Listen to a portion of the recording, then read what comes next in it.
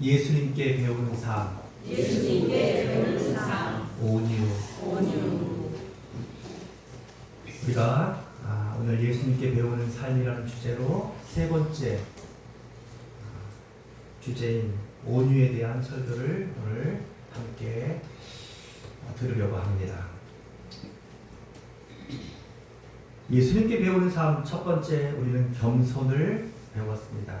겸손은 자기 자신을 비우고 자기 자신을 낮추어서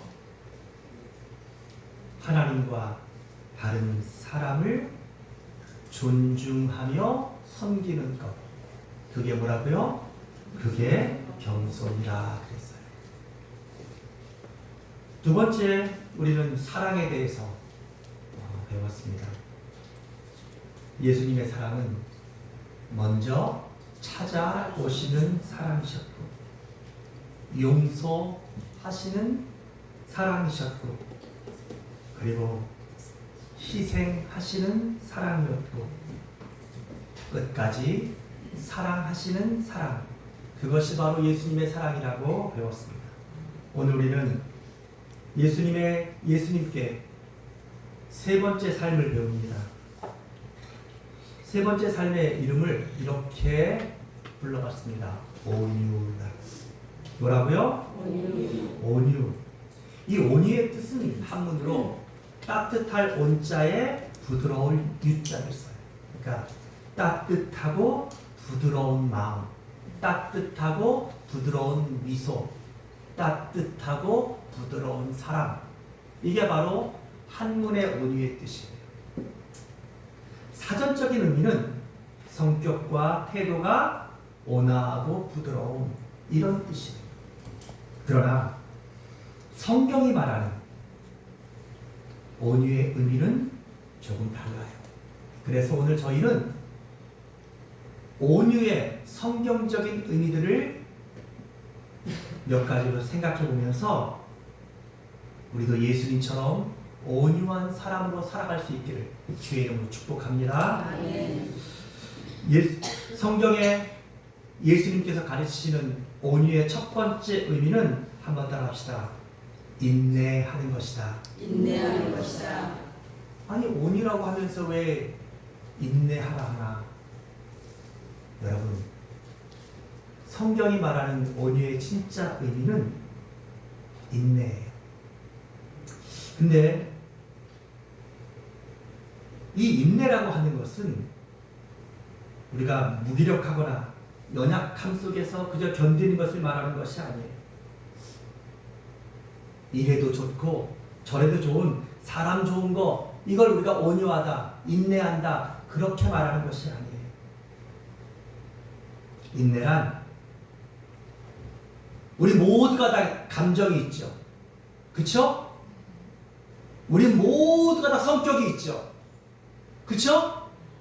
그 내 감정이나 내 성격, 그리고 우리 모두가 다 말할 수 있죠? 그리고 행동할 수 있죠. 이런 모든 것들, 그러니까 내 감정, 또 내 반응, 내가 할 수 있는 말, 내가 하는 행동들을 즉각적으로 표출하지 않고 상황과 때에 적절하게 반응하기 위해서 참고 기다리는 능력, 이것을 인내라고 말하는 것입니다. 원래 이 인내라는 헬라어 단어가 프라우스라고 하는데, 이 프라우스라고 하는 이 단어는 여러분, 환자가 약을 먹고 그 열이 금방 내려와요? 아니면 약효가 지난 다음에 내려와요? 그 약효가 올 때까지, 그래서 열이 내려올 때까지 참고 기다리는 거, 이게 프라우스예요.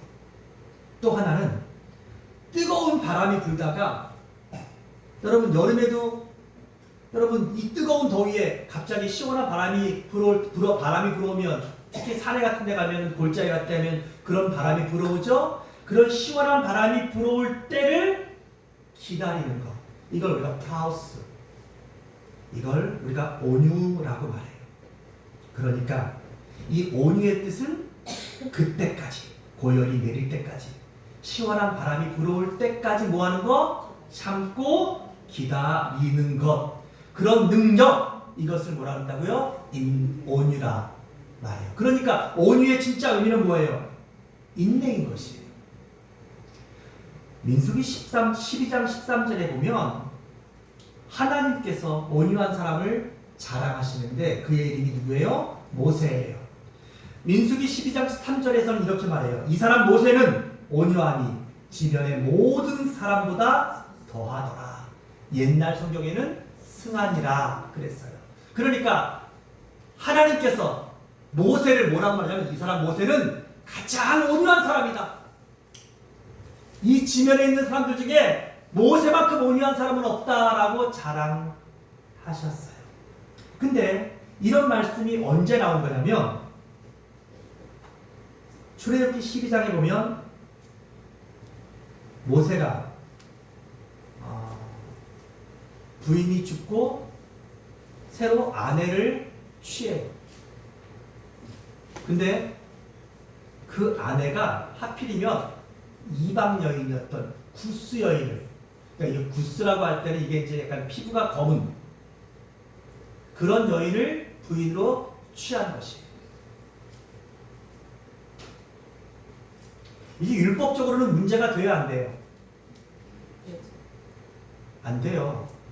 모세는 부인이 죽은 다음에 부인을 취한 것이잖아요. 아니, 더 위로 올라가 보면은 아브라함도 그쵸? 이방 여인 중에서 데려왔던 그녀의 하인 하가를 취했잖아요. 율법적으로는 문제가 안 돼요. 물론 모세의 율법에 뭐 간음하지 말라, 뭐 그 다음에 이스라엘 백성들이 만든 뭐 작은 그 법들을 세분하는 것이 보면 이방인들과 뭐 이런 것들이 있겠지만 여러분 율법의 정신에는, 그리고 큰 율법에는 모세가 간음한 것이 아니라 부인이 죽고 그리고 그가 데리고 온 모세와 함께 나온 그 민족 중에서 구스 여인을 부인으로 취한 거예요. 그렇게 취한 데는 여러 가지 모세와 그 여인만의 어떤 이 사연이 있겠죠. 또 하나님께서 하신 또 특별한 스토리가 있겠죠. 근데 이 일 때문에 누가 제일 분개하냐면 여러분 인생은 참 신기해요. 이스라엘 백성들과 장로들보다 누가? 모세의 누나 미리암이, 모세의 형 아론이 이 일을 분개하면서 모세를 막 비방한 거예요. 모세가 이방인 여인을 취했다.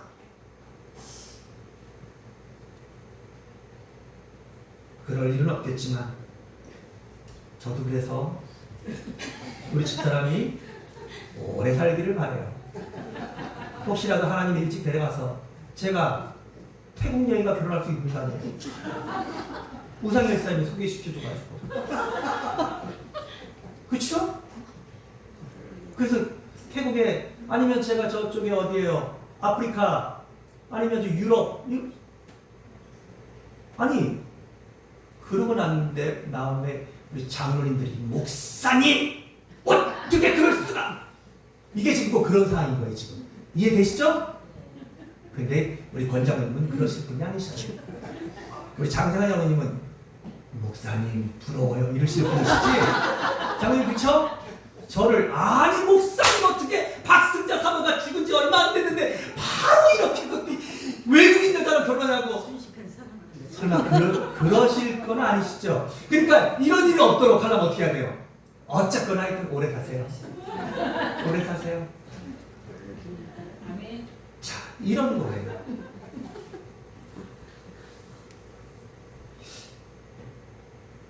사실 모세가 얼마나 섭섭했겠습니까?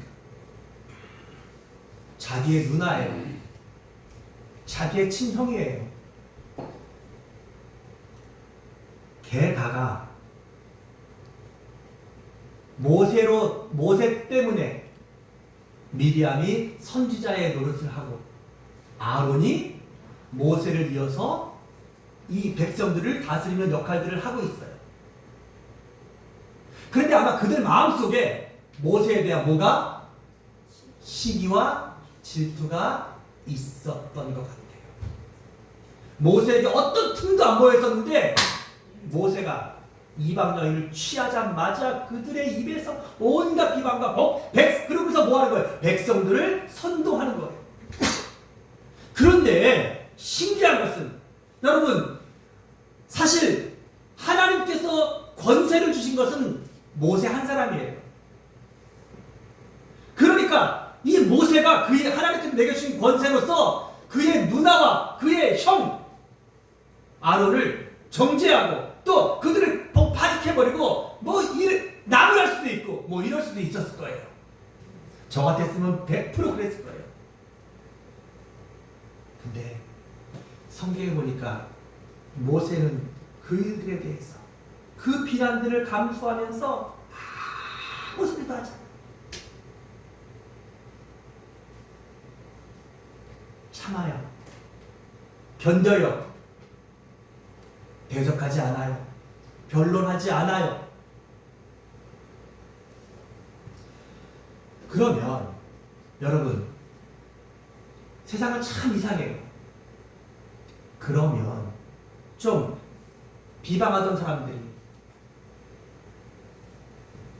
판단하는 소리가 작아져야 되잖아요. 그렇잖아요. 근데 세상은 안 그런 게 욕을 하거나 비방하거나 판단하는 사람들이 오히려 그걸 당하는 사람이 가만히 있으면 겁봐! 네가 찔리니까 네가 뭔가 캥기는 게 있으니까 네가 잘못했으니까 조용하는 거 아니야? 하면서 더 하더라는 거예요. 그래서 그들의 비방과 이게 도를 넘었어요. 선을 넘었어요. 그런데도 모세는 아무 말도 하지 않아요. 백성들이 거기에 동요하고 지금 이제 막 큰일 났어요.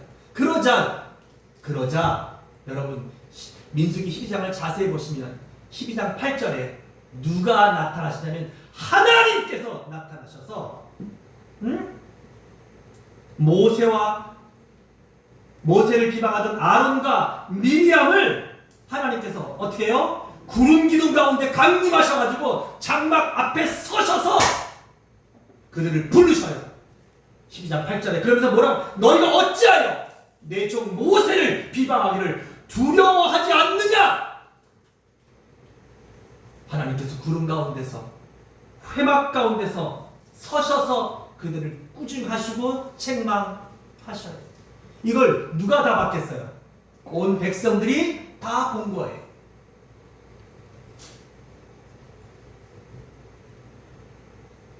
사랑하는 여러분, 여기서 우리는 인내의 가장 중요한 의미를 하나 발견하게 돼요. 인내란 그저 잘 참는 것이 인내가 아니에요. 인내란 하나님께 맡기는 거예요. 아멘.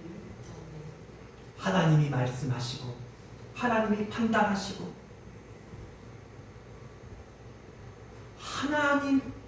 하나님께서 일하시도록 그때까지 참고 견디는 능력, 이게 인내예요. 이런 사람을 뭐라 그래요? 온유한 사람이라 그래요. 여러분, 이 모습은 이사야 53장에 나타난 예수님의 모습이죠. 이사야가 마치 도살할 양같이 끌려가는데 아무 소리도 내지 않는 그 예수님의 모습을 이사야가 미리 예언했죠. 십자가에서 그렇게 모욕을 당하시고 그렇게 수치를 당하시고 그렇게 억울한 죽음을 당하시고 그렇게 많은 고난을 당하시는데도 예수님은 그 입으로 그들을 정죄하고 그 입으로 그들을 판단하고 그 입으로 그들을 저주하지 않으시고 오히려 어떻게 하셔요? 아버지, 저 사람들을 용서해 주십시오. 저들은 자기들이 하는 일을 알지 못하나이다. 그것이 인내예요. 그것이 온유예요. 여러분, 내가 말하지 않고 내가 행동하지 않아도 하나님은 다 알고 계셔요. 그리고 어떤 일들은 오히려 내가 말하고 내가 행동하고 내가 화를 내서 일이 될 것 같지만, 그렇게 되면 오히려 그 일들이 더 복잡해지고 그 일들이 더 꼬여버리는 경우가 더 많다는 거예요. 여러분, 살아보니까 안 그래요? 근데 미련하게 기다리는 거, 이게 인내가 아니에요. 이게 온유가 아니에요. 그냥 성격이 그러니까 그냥 참고 기다리는 것처럼 보이는 거, 이게 인내고 이게 온유가 아니에요. 하나님을 기다려요.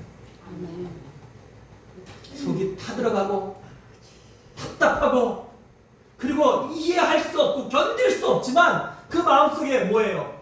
하나님을 기대하는 거예요. 하나님이 살아계신 걸 믿고 하나님이 선하신 것을 믿고 하나님께서 말씀하시고 하나님께서 행동하실 것을 믿고 하나님께 맡기며 하나님의 때를 기다리는, 이게 뭐라고요? 이게 인내예요. 이런 사람을 우리가 어떤 사람이라고 그래요? 온유한 사람이라. 이것이 바로 예수님께 배우는 온유의 모습인 것이에요. 사랑하는 여러분, 살다 보면 정말 기가 막힐 때 있죠? 너무 힘들고 속상할 때 있잖아요. 그리고 너무너무 화나고 너무너무 기가 막힐 때 많잖아요. 그리고 왜 나한테 이런 일이 생기는가 정말 이해 안 될 때 많잖아요. 여러분, 그럴 때 하나님을 바라보세요. 그럴수록 하나님께 맡기세요. 그냥 참는 게 아니라, 그래, 하나님은 살아계셔. 그래, 하나님이 가장 옳게 하신 거야. 그리고 하나님께서 반드시 뜻이 계실 거야. 이런 온유한 삶이, 이런 온유한 사람이 여러분의 믿음이 되시기를 주의 이름으로 축복합니다. 그러면 하나님께서 반드시 말씀하셔요. 그러면 하나님께서 반드시 행동하셔요. 하나님께서 반드시 은혜를 주실 것이에요. 두 번째로,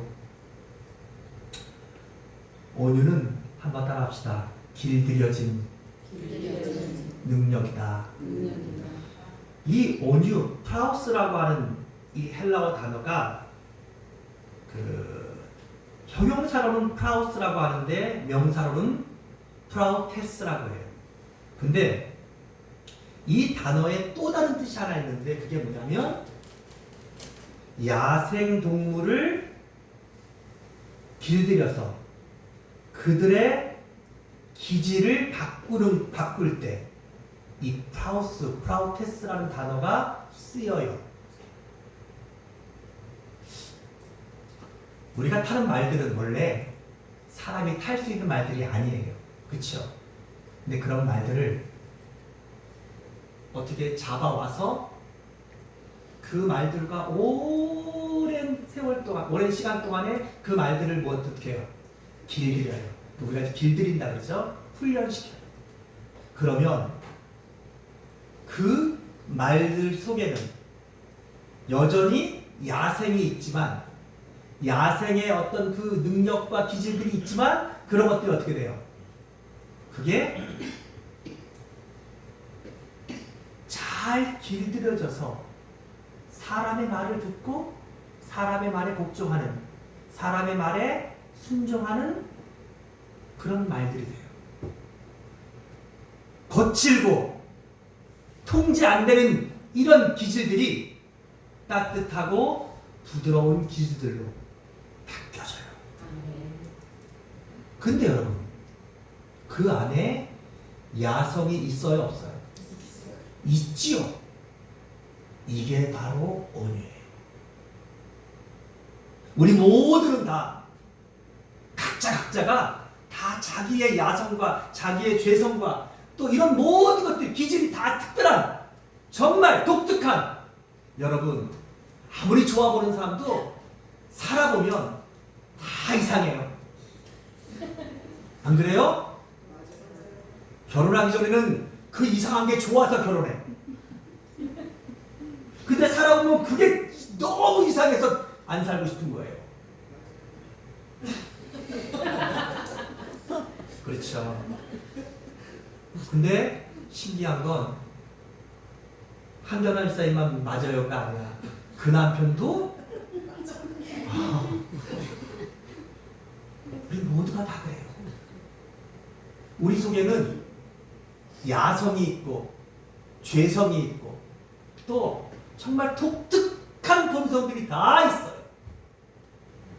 그럼 우리가 하나님 앞에 와서 하나님의 자녀가 돼서 그것들이 모아지는 거예요. 말씀으로 길들여지는 거예요. 성령으로 길들여지는 거예요.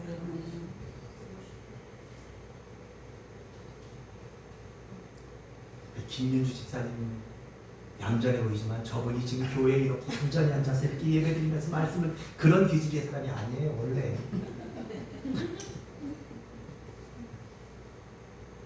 우리 권호영 장로님이 주일에 이렇게 예배당에 앉아서 이렇게 가만히 일을 저분은 어디 돌아다니다 무대 같은 데 막 설설 말씀하시고 저기서 듣고 있을 뿐이 아니라 이 앞에 나서 말씀하셔야 될 뿐인 거예요. 아니에요?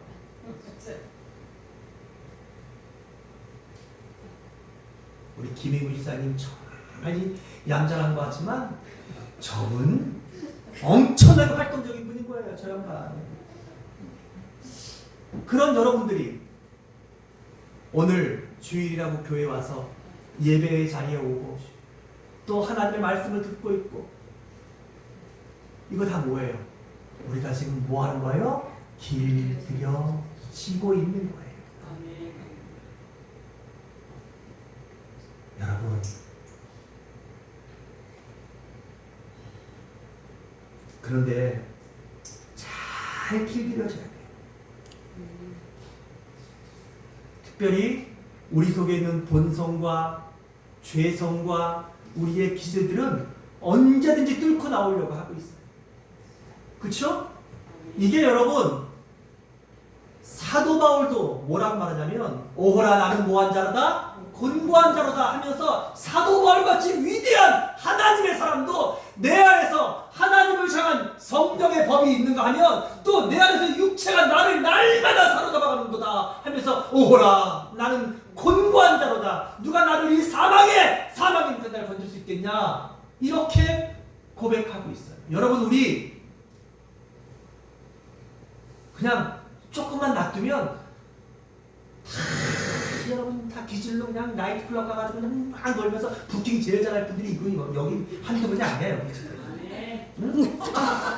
여기 그냥 놔두면 여러분 어디 가서 그냥 하루 종일 뭐 볼링 치고 골프 치고 놀아도 기운이 넘쳐가지고 밤에도 또 놀아야 되는 이런 사람들, 이런 기질의 사람들이 여기 지금 얼마나 많은지 몰라요. 그게 근데 사실은 아멘 하시는 건 아니라 다 그래. 각자가 진짜 이렇게 은혜 받더라도 다 화투판에만 앉으면 그냥 귀여워 눈이 땡들어져가지고 24시간을 쳐도 그냥 잠이 안 오는 이런 분들도 우리 가운데 있을 수 있고, 이게 다 우리 속에 있는 뭐예요? 이게 우리 본성이야. 이게 우리 기질이야. 이런 우리의 기질들과 우리의 본성들이 어떻게 해야 돼요? 길들여져야 돼요. 여러분, 그런데 완벽하게 길들여지셔야 돼요. 잘 길들여지셔야 돼요. 특별히 지금도 여러분 말들 중에서 가장 비싼 말들은 어떤 말이냐면 놀랍게도 경주마예요. 경주마 아시죠? 제가 저희 작은 매형의 형님인가가 제주도에서 말 목장 같은 걸 하셔요. 그래서 그때 언제 한번 갔다가 저희가 이제 얘기를 들었는데, 여러분 경주마 같은 말들은 일반 말들도 좀 비싸긴 하지만 경주마들은 일반 말의 10배, 20배, 어떤 말들은 100배 한다는 거예요. 여러분 100억이 넘는 말이 있다는 거 여러분 들어보셨어요? 그리고 그 말한테 씨 하나 얻는 거, 씨 알죠? 그 말에 그 정자를 얻는 그 정자도 정자가 몇 억씩 한대요. 그러니 우리 여기 김정자 집사님 권사님 어디 갔어요? 지금 내가 지금 정자 얘기를 하는데 지금 두 권사 정자님은 어디 가신 거예요 지금? 여러분 그렇게 비싸다는 거야. 근데 그런 비싼 말들이 이렇게 교배를 통해서도 나오는데, 그 교배를 통해 나오는 이유는 뭐냐면 그 말들은 그 속에 좋은 아주 그냥 진짜 아주 야성적인 이런 기질들이 그 안에 세기 때문에 달릴 때 그게 확 나타난다는 거예요.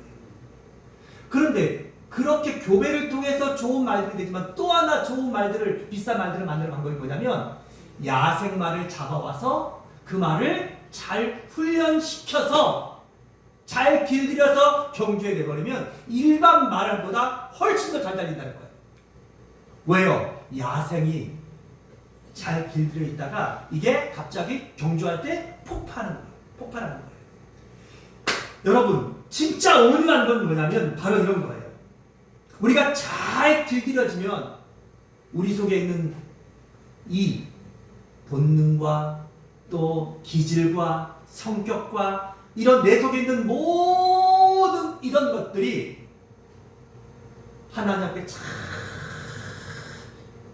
길들여지면 어떤 순간 하나님께서 쓰실 때 또 정말 필요한 순간에 이 잠재된 능력들이 어떻게 된 거예요? 폭발하는 거예요. 힘을 발휘하는 거예요. 시너지 효과를 발휘하는 거예요. 그런데 재밌는 것은 잘 길들여진 온유한 사람은 그런 재능과 그 능력들을 발휘하다가도 어떻게 해요? 그 말들은 그 야생이 막 그렇게 막 달리다가도 주인이 갑자기 스톱하라고 딱 신호를 치면 어떻게 해요? 바로 멈춰 선다는 거예요. 이게 뭐예요? 이게 온유예요. 이게 잘 길들여진 말의 특징입니다. 바로 그런 능력, 그걸 우리가 온유라 한다는 거예요.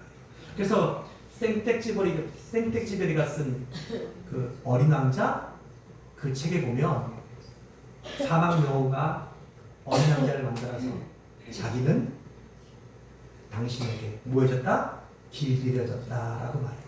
그게 사랑한다는 표현이기도 하지만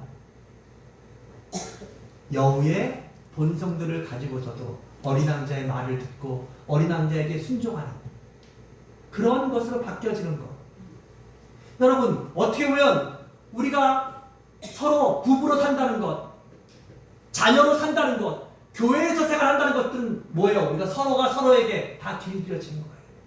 근데 여러분 특별히 우리 교회 생활은, 신앙생활은 우리가 하나님께 길들여져야 돼요. 말씀에 길들여야 됩니다.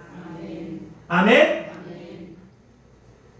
그래서 그렇게 길들여져서 우리의 그 본성과 기질들이 하나님과 교회와 또 우리 인생에 아주 특별하게 사용되는 사람이 되는 것. 이게 뭐예요? 이게 바로 온유한 사람의 삶인 것이에요. 이것이 바로 온유의 특징이에요. 마지막 세 번째로 온유는 한번 따라합시다. 열매로서의 온유. 성경이 말하는, 예수님이 말씀하시는 이 온유의 결론은 열매. 갈라디아서 5장 22절로 23절에 보니까 오직 성령의 열매는 사랑과 희락과 화평과 오래 참음과 자비와 충성과 온유와 절제라 하면서 9가지의 성령의 열매가 맺혀진다고 말하고 있어요. 그러니까 우리가 온유한 사람이 된 것을 어떻게 아냐? 우리가 온유한 삶을 어떻게 살았다는 것을 어떻게 알아요? 온유의 열매가 맺혀져야 돼요. 아멘? 아멘. 근데 우리가 기억해야 될 것은 이 온유의 열매, 또 사랑의 열매, 뭐 희락의 열매, 절제 열매, 이 성령의 열매는 그게 뭐라는 거예요? 성령으로만 맺어질 수 있다는 것이에요. 여기서 중요한 것은 이게 성령의 열매라는 의미는 뭐냐면 인간의 노력, 인간의 수고, 인간의 의지로 결실될 수 있는 열매가 아니라는 거예요. 우리가 신앙생활하면서도 신앙생활에 실패하는 가장 큰 원인 중에 하나는 자기의 인격, 자기의 의지, 자기의 노력을 여전히 의지한다는 거예요.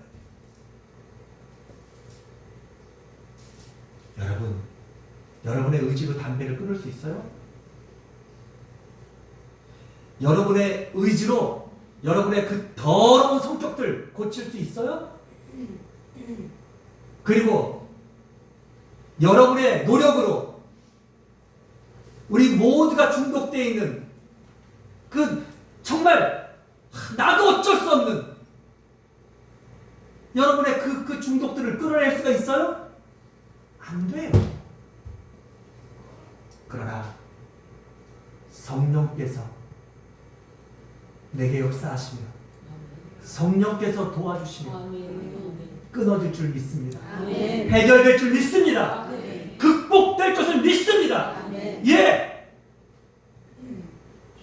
오늘 우리를 온유하게 만드는 것, 우리를 온유하게 말하게 하고, 우리의 표정을 온유하게 하고, 우리를 온유의 사람으로, 오늘 성경에서 말했던 것처럼 예수님처럼 어떻게 해요? 길들여진 능력의 온유함.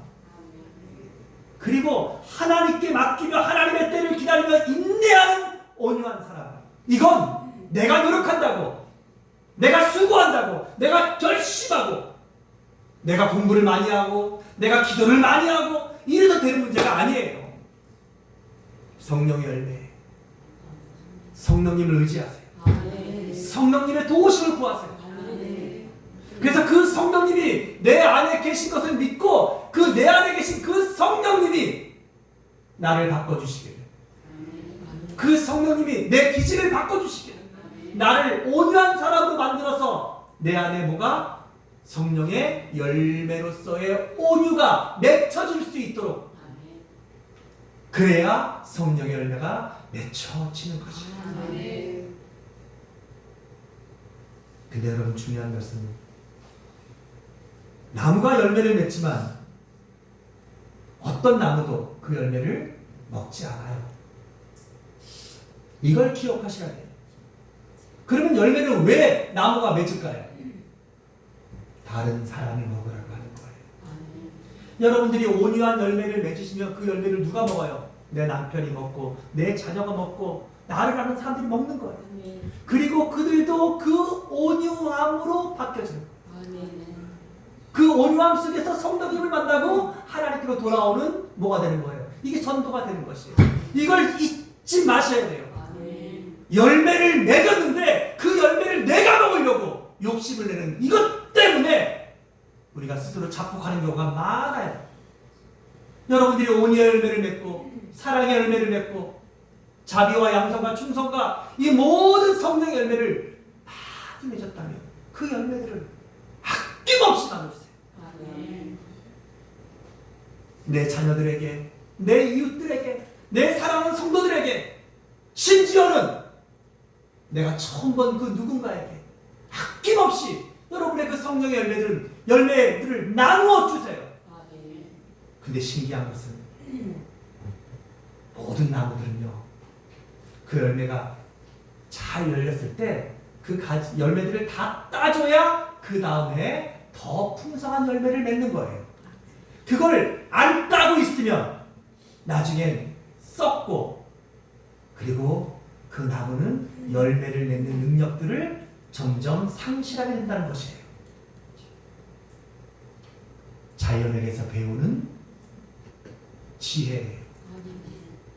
그러니까 여러분, 나는 여러분들이 하나님 앞에 인내와 잘 길들여진 이 온유의 진짜 삶을 삶으로써 성령의 도우심으로 그 온유가 아름다운 열매들로 맺혀질 수 있기를 주의 이름으로 축복합니다. 아멘. 그래서 그 열매를 내 남편이 따먹고, 그 열매를 내 자녀들이 따먹고, 그 열매들을 사랑하는 가족들이 따먹고, 우리 성도들이 먹고, 나를 아는 모든 사람들이 내가 맺은 이 온유의 열매를 맺고 그들도 온유한 사람들이 되어져서, 그래서 정말로 하나님이 영광 받으시는 삶, 그리고 여러분의 삶이 가장 보람된 인생을 사시는 주인공들이 되시기를 주의 이름으로 축복합니다. 아멘. 말씀을 정리하겠습니다. 마태복음 5장 5절에서 예수님은 이렇게 말씀하십니다. 온유한 자는 복이 있나니. 온유한 자가 뭐라고요? 복이 있다는 것이에요. 여러분, 온유한 삶을 사는 게 복된 것이에요. 온유한 삶을 사는 게 잘 사는 것이고, 온유한 삶을 사는 것이 하나님께서 복을 주시는, 하나님의 복을 받는 비결이라는 것이에요. 그리고 온유한 사람은 특별히 어떤 복을 받아요? 그들이 땅을 기업으로 받을 것이며 라고 했어요. 이때 땅은, 이게 사실 시편 37편 11절을 인용하신 예수님의 말씀이신데, 실질적으로는 이스라엘 백성들이 유랑생활을 하다가 가나안 땅을 차지한 그 축복의 땅을 말하는 것이에요. 하나님의 약속의 땅을 말하는 것이에요. 그러나 동시에 그 땅은 어떤 땅이에요? 영원한 하나님의 나라 천국을 의미하는 두 가지의 의미예요. 그러니까 이 땅에 사는 동안에도 하나님의 약속의 복을 받고, 우리의 삶이 끝난 뒤에도 저 영원한 천국을 소유하는, 이게 바로 온유한 자가 누리는 복이라는 것입니다. 잊지 마십시오. 땅을 기업으로 받는다는 것은 하나님의 약속이 성취된 것이고, 복된 삶을 보장받는다는 것이고, 그리고 땅을 기업으로 받는다는 것의 가장 큰 의미는, 지금은 돈이 있는 사람들이 그 땅을 등기하지만 예수님 당시까지는 어떤 자가 이 땅을 얻었어요?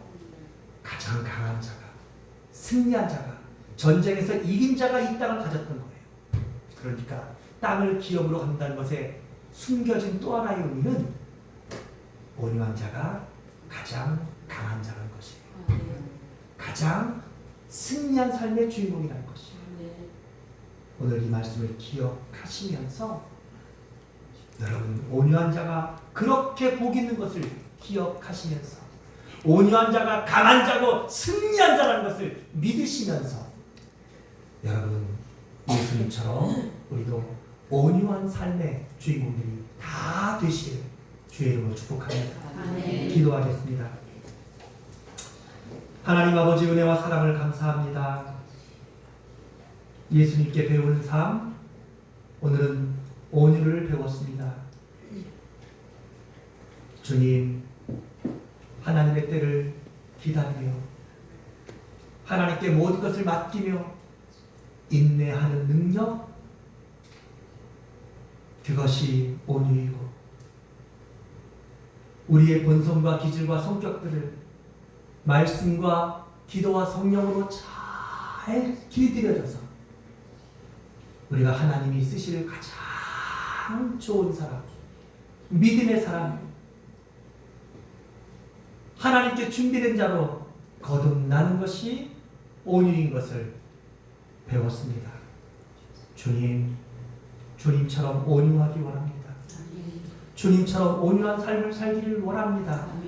성령님, 우리를 온유한 사람으로 만드셔서 하나님 우리 삶에 온유의 열매들이 많이 풍성히 열리게 하시고 이 열매들이